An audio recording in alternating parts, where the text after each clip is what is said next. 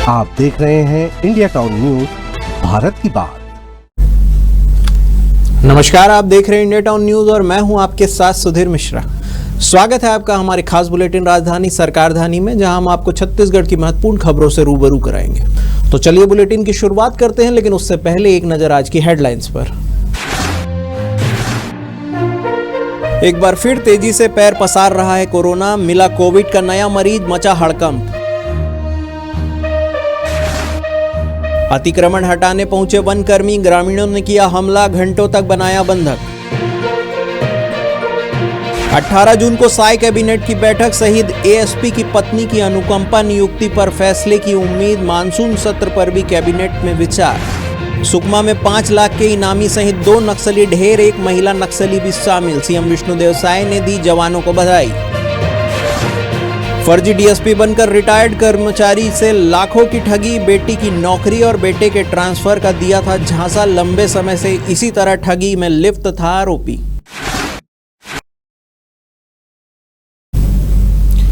छत्तीसगढ़ प्रदेश Congress committee के अध्यक्ष दीपक बैज ने भाजपा नेताओं पर सीधा हमला बोला है। धर्म को लेकर की गई टिप्पणी से आहत होकर दीपक बैज ने कैबिनेट मंत्री केदार कश्यप, बस्तर सांसद महेश कश्यप और पूर्व केंद्रीय मंत्री अरविंद नेताम को मानहानि का नोटिस भेजा है।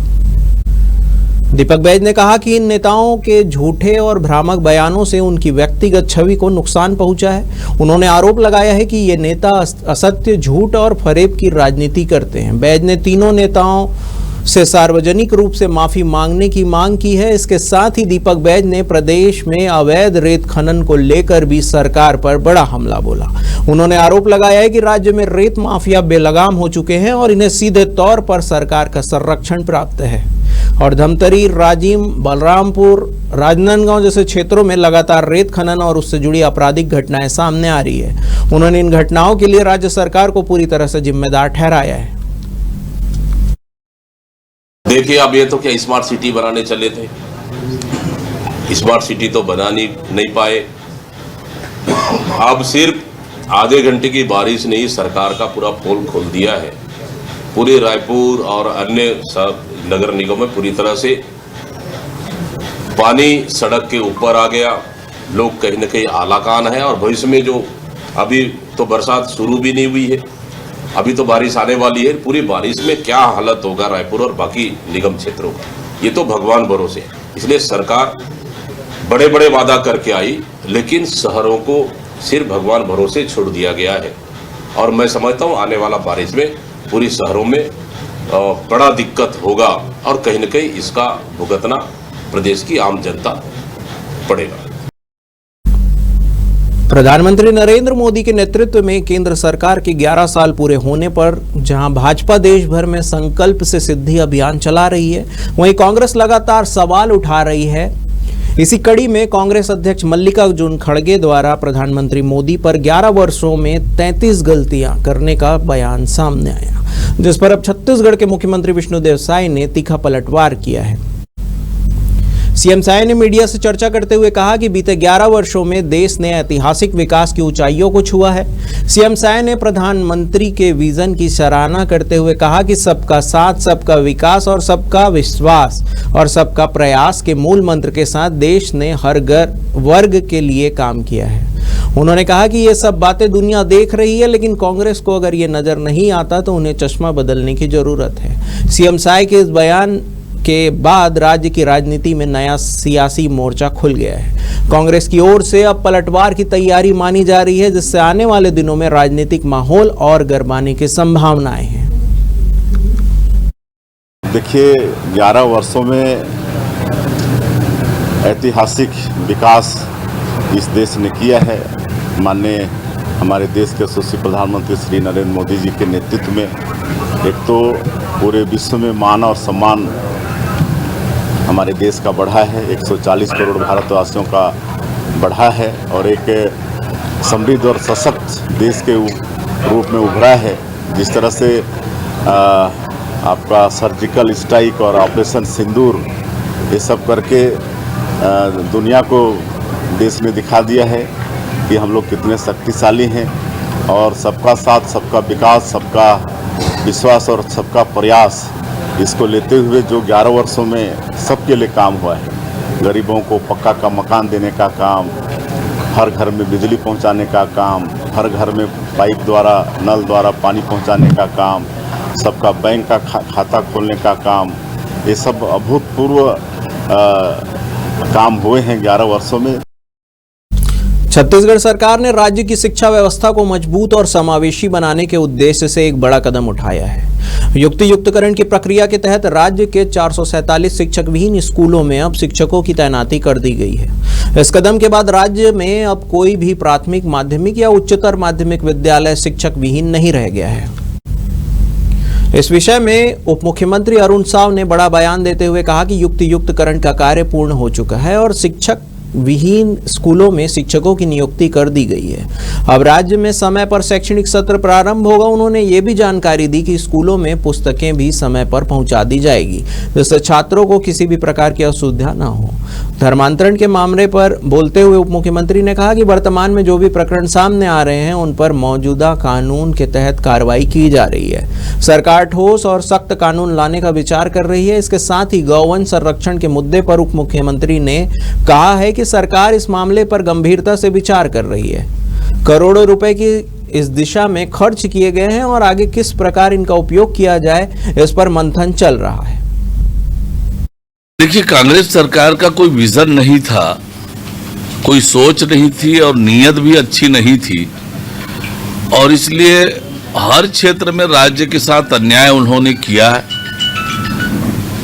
और जिस तरह के अराजकता प्रदेश में उन्होंने फैलाई थी, और इसी का नतीजा है जो आपने बताया कि जमीनों के आवंटन के बाद कोई काम नहीं हुआ और हमारी सरकार राज्य में उद्योग बढ़े, औद्योगिकरण बढ़े, रोजगार बढ़े, इसके लिए लगातार काम कर रही है। नई औद्योगिक नीति लेकर आए हैं, नए औद्योगिक पार्क बना रहे हैं, उद्योगों के लिए जमीन का आवंटन हो, ये सुनिश्चित करने के लिए लगातार सरकार प्रतिबद्धता से काम कर रही है और आने वाले समय में निश्चित रूप से उसका परिणाम दिखेगा।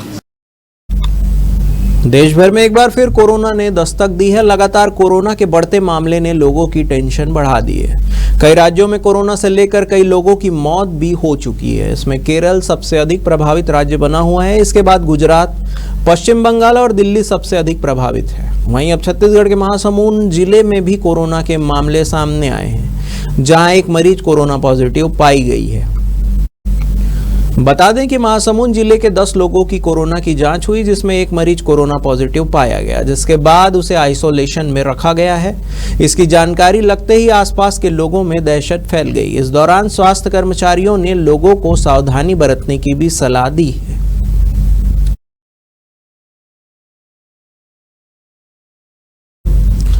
छत्तीसगढ़ के गरियाबंद से एक हैरान करने वाला मामला सामने आया है। यहां अतिक्रमण हटाने पहुंचे वन कर्मियों पर ग्रामीणों ने जानलेवा हमला किया। इतना ही नहीं, ग्रामीणों ने वन कर्मियों को घंटों तक बंधक बनाए रखा। इस घटना की जानकारी मिलने के बाद मौके पर पहुंची पुलिस ने अभी वन कर्मियों को ग्रामीण के चंगुल से छुड़वाया।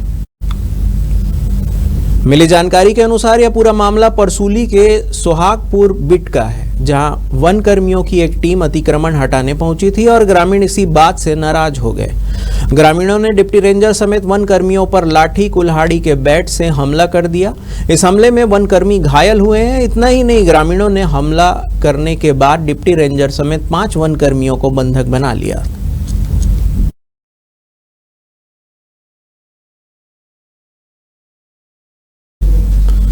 इस महीने की 18 तारीख को साय कैबिनेट की बैठक आहूत की जाएगी। इस मीटिंग में सरकार के मंत्रियों के बीच कई अहम प्रस्तावों पर चर्चा होने की उम्मीद है। प्रस्तावों में एक प्रस्ताव शहीद एएसपी आकाश राव गिरिपुंजे की पत्नी को अनुकंपा नियुक्ति दिए जाने के संबंध में जुड़ा हो सकता है, जिस पर सीएम मंत्रियों से राय लेकर कोई बड़ा फैसला ले सकते हैं। इसके अलावा इस प्रस्तावित बैठक में खरीफ सीजन और विधानसभा के मानसून सत्र पर भी कैबिनेट में विचार किया जा सकता है।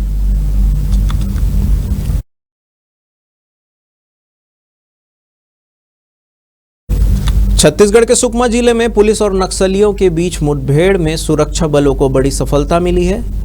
कुकानार थाना क्षेत्र के पुसगुन्ना इलाके में डीआरजी और पुलिस की संयुक्त टीम ने 2 नक्सलियों को मुठभेड़ में ढेर कर दिया।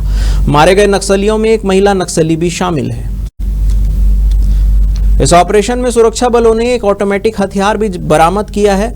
मुठभेड़ के बाद इलाके में सर्च ऑपरेशन तेज कर दिया गया है। सुकमा एसपी किरण चौहान ने मुठभेड़ की पुष्टि की है। मारे गए नक्सलियों में पेदरास एलओएस कमांडर बमन की पहचान हुई है, जिस पर 5 लाख रुपए का इनाम घोषित था। इस सफलता पर छत्तीसगढ़ के मुख्यमंत्री विष्णुदेव साय ने भी सुरक्षा बलों को बधाई दी है। उन्होंने सोशल मीडिया प्लेटफॉर्म एक्स पर पोस्ट करते हुए लिखा कि छत्तीसगढ़ के सुकमा जिले के कुकानार थाना अंतर्गत पुसगुन्ना क्षेत्र में पुलिस जवान और सुकमा डीआरजी की संयुक्त पुलिस टीम को नक्सल विरोधी अभियान में बड़ी सफलता मिली है।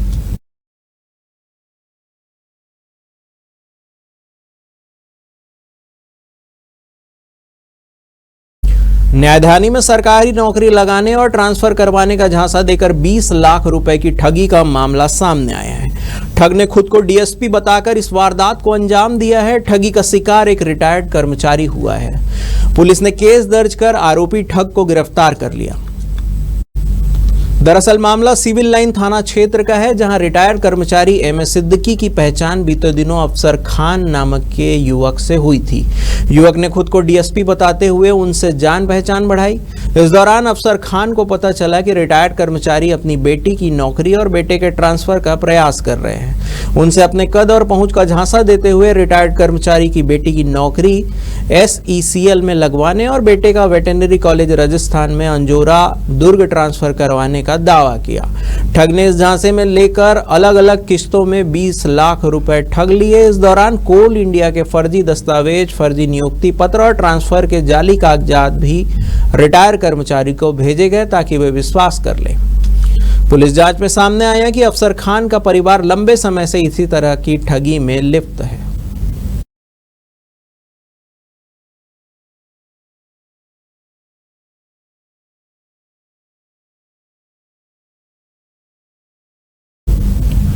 वक्त हो चला है एक छोटे से ब्रेक का। बने रहिए इंडिया टाउन न्यूज के साथ। अब खबर आपकी उंगलियों पर,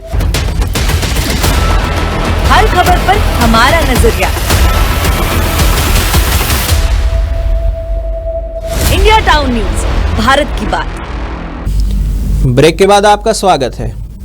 हितग्राहियों से पीएम आवास का काम पूरा कराने डूमरपीटा पंचायत की महिला सरपंच ने अनूठी पहल की है। बारिश से पहले मकान निर्माण पूरा कर गृह प्रवेश करने वालों को पंखा भेंट कर रही है।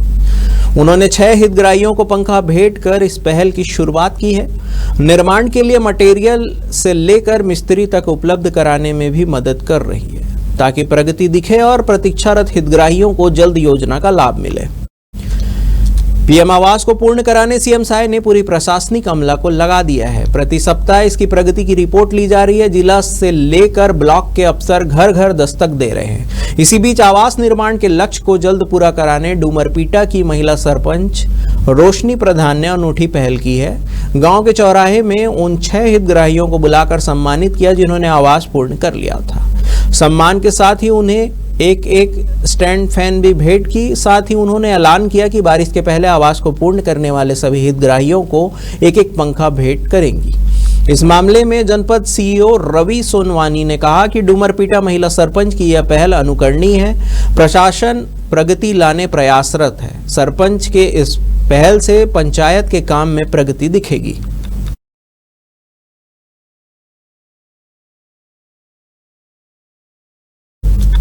हिस्ट्री शीटर वीरेंद्र तोमर और रोहित तोमर का अब तक कोई सुराग नहीं मिल पाया है। पुलिस लगातार खोजबीन कर रही है। उनके करीबियों के यहाँ छापे के दौरान पुलिस ने 40 करोड़ से ज्यादा की रजिस्ट्री के दस्तावेज और 3.5 करोड़ का सोना जब्त किया। इसके अलावा 10 लाख की चांदी, बैंक पासबुक, कुछ चेक और ATM भी मिले हैं।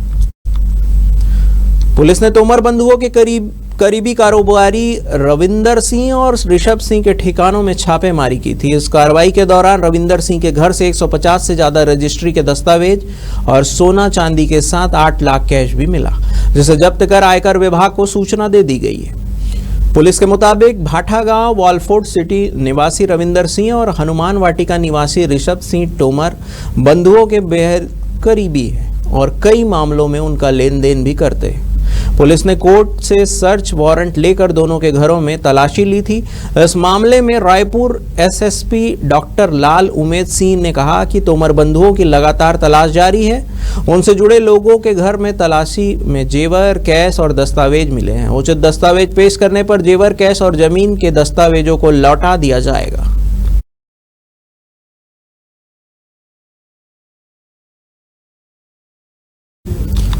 महासमुंद जिले के कोमाखान थाना क्षेत्र के अंतर्गत ग्राम पटपरपाली से एक दिल दहला देने वाली घटना सामने आई है, जहां पारिवारिक जमीन विवाद को लेकर दिव्यांग को जलते पैरावट में फेंककर उसकी हत्या की कोशिश की गई। पीड़ित की पत्नी ने इस संबंध में जेठ, ससुर और भतीजों पर हत्या के प्रयास का गंभीर आरोप लगाया है।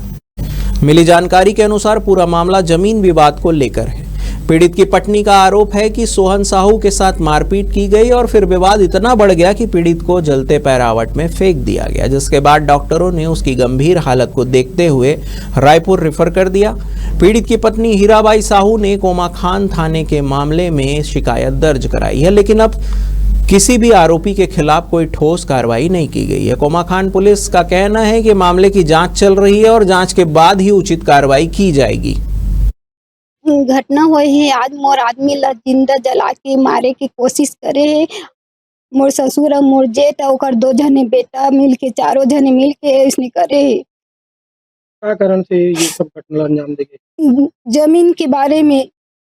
क्या हुए जमीन दे, मोर आदमी ला बांटा दे, मोर जेठ ला बांटा दे। मोर जेठ अपन जगह बना चुके हैं, मोर आदमी ला मोर जगह बना नहीं देते। मोर ससुर और मोर जेठ औला मारे के धमकी कई बार दे चुके हैं। मोर आदमी ला मारे है ओदे परसों रात के, सोमवार के 9 बजे रात कर मारे। चड्डी और बनियान और शर्ट पूरा फड़े पड़े हैं। और उसने करके कल भी मीटिंग करे हैं तो मैं भी नहीं मानी से। और आज रात का आज सुबह का न्यू कोड़े जात हूँ कि गी से तब मैं खाना वाना बना के गए हूँ खेत में, तो जाके देखो तो मोर आदमी जले हुए नीचे में लिपटे पड़े रही सर। ठीक है, जब आपके पति जले रही से तो उसका शिकायत कहाँ करे? शिकायत तो मैं करे भी नहीं हूँ, अभी जाके कोमाखान में लिखा आए हूँ।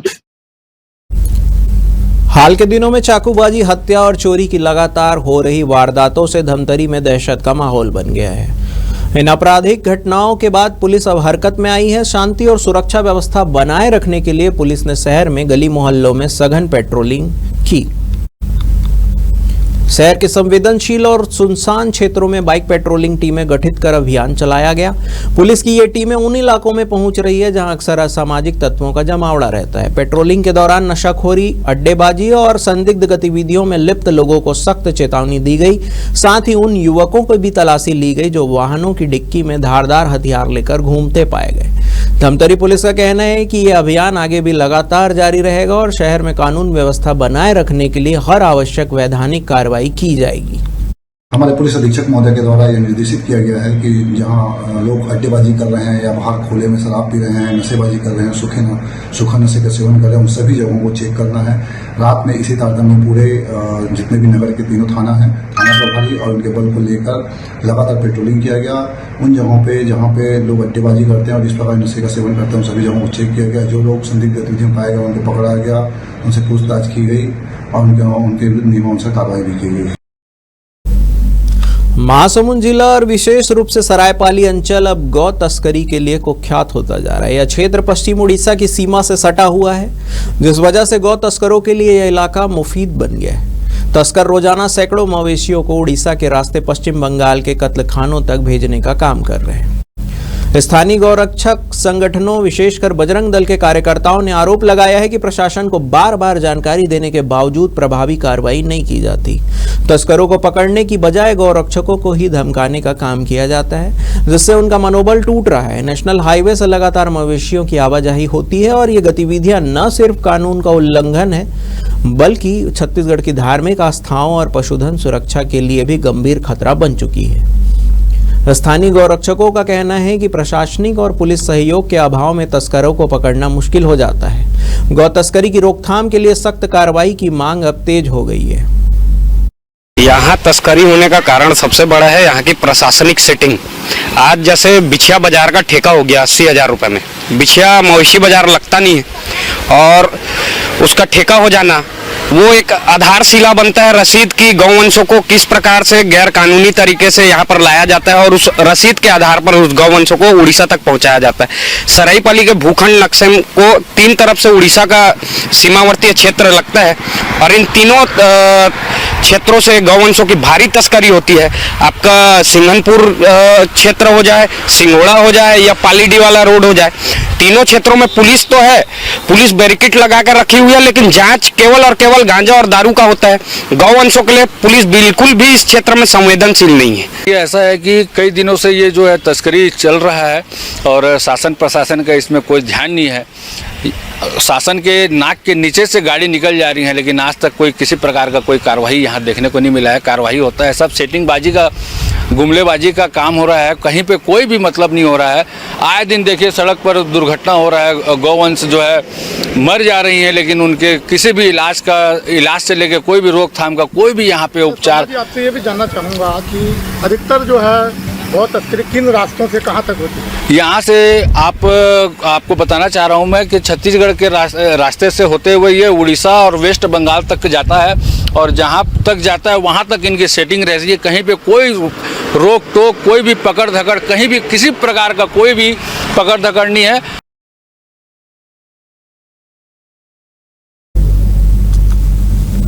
शिक्षा विभाग में युक्तियुक्तकरण के खिलाफ कांग्रेस ने धमतरी में जबरदस्त प्रदर्शन किया। प्रदर्शन में विधायक लक्ष्मी ध्रुव समेत बड़ी संख्या में कांग्रेस कार्यकर्ता शामिल हुए।